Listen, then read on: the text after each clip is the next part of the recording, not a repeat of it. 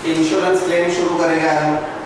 Insurance claim के chapter के अंदर ये सिखाया जाता है कि कितनी वैल्यू का इंश्योरेंस आपको करवाना चाहिए अपनी एसेट्स का और स्टॉक का, ताकि in case of destruction, in case of earthquake और in case of loss by fire आपकी जितनी भी एसेट्स खराब हुई हैं या स्टॉक जल गया है, फर्नीचर जल गया है, मशीन टूल्स इक्विपमेंट जल गया है, जितने भी डिस्ट्रॉयड है वो सारा का सारा पैसा आपको इंश्योरेंस कंपनी से मिल जाए और आप उन नई चीजों को खरीद के अपने बिजनेस को दोबारा से एस्टेब्लिश कर सके, फाइनेंशियल लॉस ज्यादा ना हो। तो हेडिंग डाल गया insurance claim.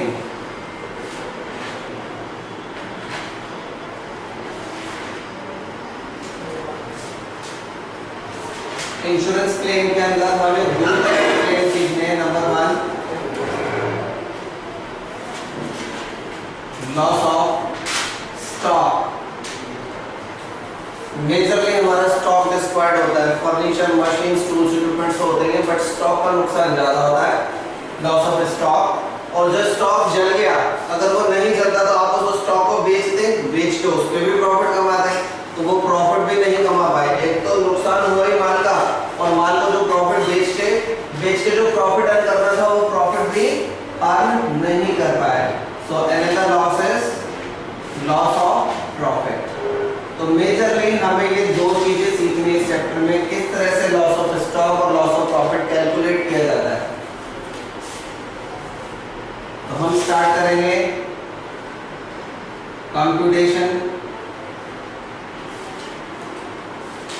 Computation of claim on loss of stock. Stock के लॉस हो जाने पे हम क्लेम कैसे कैलकुलेट करेंगे। तो इसके लिए आपको स्टॉक कैलकुलेट करना है, stock on date of fire. जिस डेट को आग लगी है उस डेट को आपके स्टोर रूम में, फैक्ट्री में या शोरूम में कितना स्टॉक था। अब जब आग लगती है या किसी भी रीजन से अगर कोई भी एक्सीडेंट्स होते हैं तो हम अपनी चीजों को बचाने की कोशिश करते हैं। सबसे पहले तो अपनी जान बचा के बाहर भागते हैं, आग लग गई, आग लग गई। फिर देखते हैं आग को बुझाने की कोशिश की जाती है और जो कुछ भी माल मींस गुड्स या स्टॉक एसेट्स अंदर है उनको बचाने की कोशिश की जाती है। ऐसे ही होता है ना। तो इसलिए अगर कुछ बच गया है तो उसे हम माइनस कर देंगे salvage value. Salvage value of stock means जो स्टॉक बच गया है, जो हमारा नहीं बचा वो है लॉस। हाँ जी, स्क्रैप इज समथिंग एल्स कि किसी के एसेट्स को अगर हम एग्जैक्टली मीनिंग की तरफ जाएं तो स्क्रैप क्या होती है, जब एसेट्स को यूज करने के बाद जब उसकी इकोनॉमिक लाइफ खत्म हो जाती है और उसको हम जिस प्राइस पे एक्सपेक्टेडली बेच सकते हैं उसे रेजिडुअल वैल्यू कहते हैं, और जिस प्राइस पे एक्चुअली बिक जाती है वो स्क्रैप है। पर यहाँ पे सर्विस वैल्यू, यहाँ पे तो स्टॉक को भी पूरा उसकी इकोनॉमिक लाइफ यूज ही नहीं करा था ना, ये तो हमने उसको आग से जलने से बचाया है, लेकिन फिर भी कुछ काला धुआं तो उस पर आ ही नहीं होगा। तो जो उसका प्राइस है वो प्राइस तो नहीं मिल पाता, अब कुछ ना कुछ वैल्यू हमें मिलेगी, ताकि सर्विस वैल्यू जो हमने बचा ली और जो बचा नहीं पाया वो क्या हो गया, लॉस। ठीक है, this is loss of stock.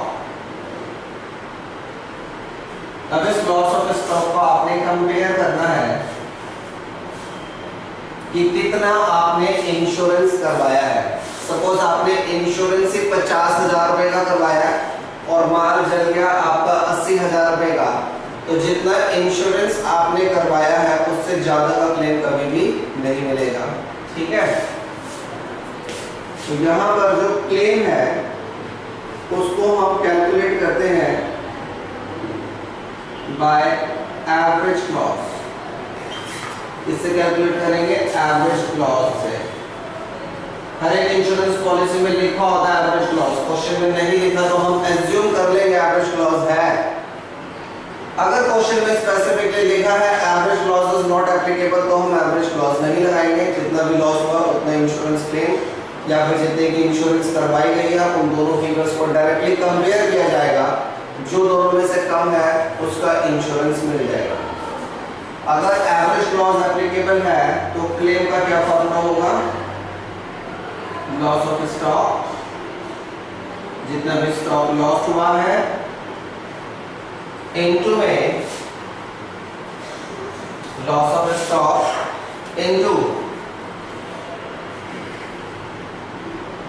Insured value. Insured value means जितने की इंश्योरेंस आपने करवाई है divided by stock on date of fire. जिस डेट को आग लगी उस डेट को जितना स्टॉक था।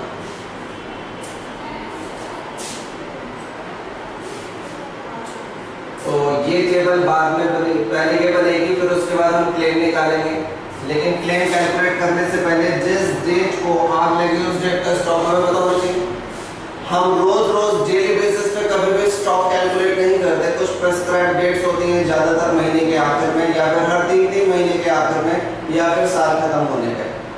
लेकिन क्या आग उसी डेट को लगेगी जिस डेट को हमें स्टॉक वैल्यू करना है? आग तो किसी भी दिन लग सकती है। तो जिस दिन आग लगी है, जिस दिन फायर हुई है, उसी डेट का स्टॉक आपको चाहिए। तो उस डेट का स्टॉक अगर क्वेश्चन में दिया है तो बहुत अच्छी बात है, नहीं दिया तो आपके लिए गंदी बात है, क्योंकि वो कैलकुलेट करना पड़ेगा। तो कैसे कैलकुलेट करेंगे? बहुत ही आसान तरीका है। हम बनाएंगे एक मेमोरेंडम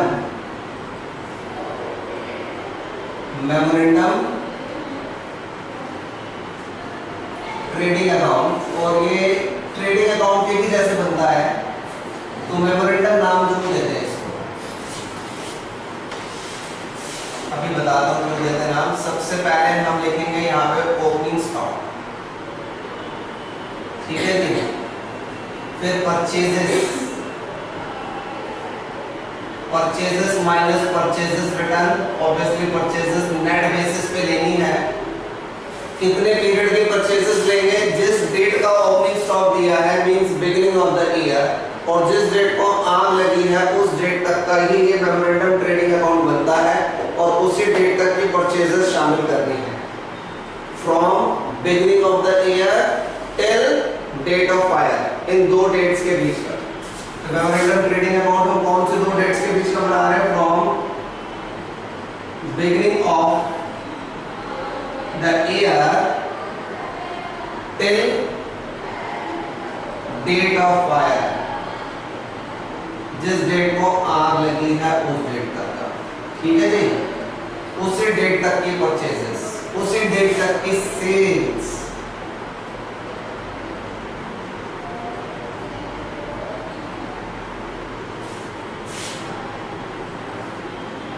और इस सेल्स में जितना प्रॉफिट कमाया उसे ही पहले लिख देंगे to GP, this is percentage on sales, क्योंकि हमें पता है हम अपनी सेल्स पे एक कांस्टेंट रेट से प्रॉफिट कमाते हैं, और वो परसेंटेज ऑफ प्रॉफिट क्वेश्चन में आपको दिया होगा कि आप 20% प्रॉफिट कमा रहे हो, 30 कमा रहे हो, 40% कमा रहे हो, तो उस प्रॉफिट को हम यहाँ पे लिख देंगे।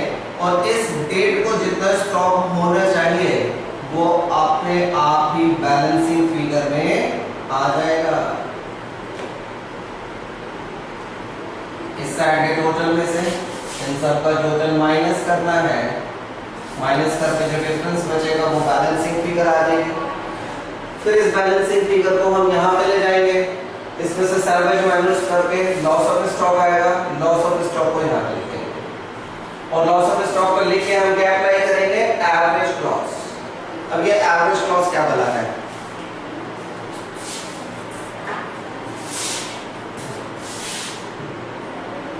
इसके ऊपर 2, 3 नंबर में, 4 नंबर में काफी बार आया भी हुआ है।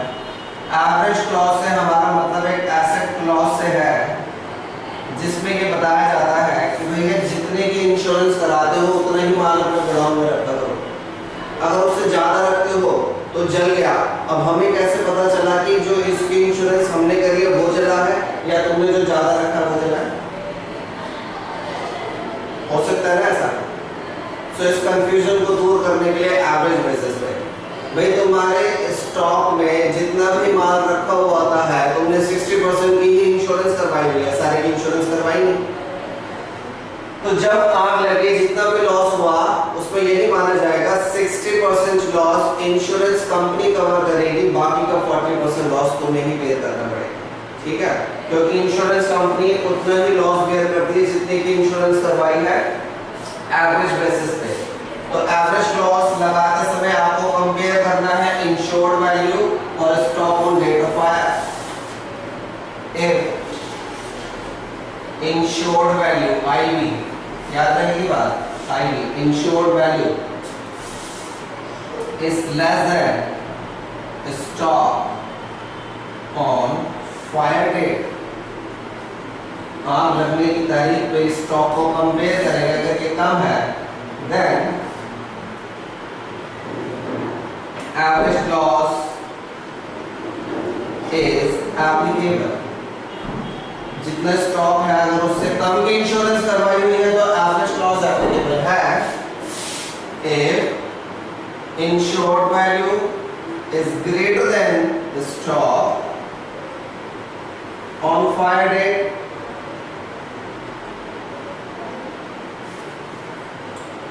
then average loss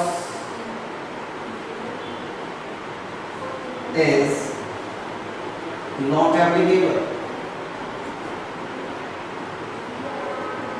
क्योंकि स्टॉक जो है डेली बेसिस पे चेंज होता है, रोज माल आता है, बेचते हैं, रोज माल जाता है। जिस तारीख को इंश्योरेंस कराई थी उस तारीख को जो स्टॉक था वो तो निकल गया, तो हम कभी भी स्टॉक के फिजिकल वैल्यू के बेसिस पे इंश्योरेंस नहीं होता, स्टॉक की जो टोटल वैल्यू है उसके बेसिस पे होता है। भले ही जिस डेट को इंश्योरेंस कराई थी वो वाला स्टॉक आप बेच चुके हो, लेकिन डेट ऑफ फायर को कोई और स्टॉक रखा है, तो इंश्योरेंस स्टॉक के केस में वैल्यू बेसिस पे होता है, क्योंकि फिजिकली आइडेंटिफाई करना बड़ा मुश्किल होता है उसको, ऑनरशिप भी चेंज हो जाती है बेचने की वजह से।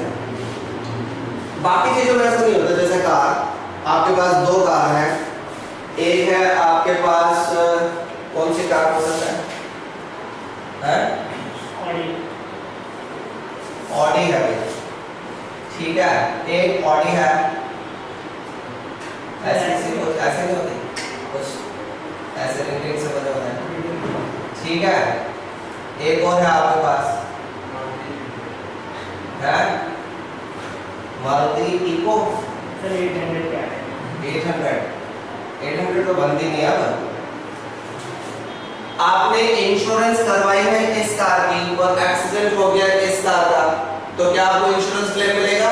नहीं मिलेगा। यहाँ पे स्पेसिफिकली आइडेंटिफाई कर सकते हैं, लेकिन स्टॉक के केस में स्पेसिफिकली आइडेंटिफाई नहीं कर सकते, क्योंकि फिजिकल उसके फेस देख के नहीं होता, उसकी वैल्यू के बेसिस पे होता है। स्टॉक तो रोटेशनली घूमता रहता है, चेंज होता रहता है, तो इसलिए जिस डेट को आग लगते हैं हम हमेशा एवरेज क्लॉज लगाते हैं। एवरेज क्लॉज के लिए आपको देखना है इंश्योर्ड वैल्यू और स्टॉक वैल्यू से कम है तो एवरेज क्लॉज लगेगा। इंश्योर्ड वैल्यू अगर स्टॉक वैल्यू से ज्यादा है तो एवरेज क्लॉज नहीं लगेगा, ठीक है नहीं। तो इसके बेसिस पर हम अपने शुरुआती क्वेश्चंस करेंगे, और ये परसेंटेज ऑन सेल्स आपको क्वेश्चन में दी होगी, नहीं दी हुई तो आप सबको ग्रॉस प्रॉफिट रेशियो आती है निकालने, जीपी रेशियो कैसे आती है? जीपी अपॉन में नेट सेल्स इनटू 100। तो फटाफट नोट कर लीजिए जितना कुछ भी लिखा है, इसके बेसिस पर हम इसके क्वेश्चंस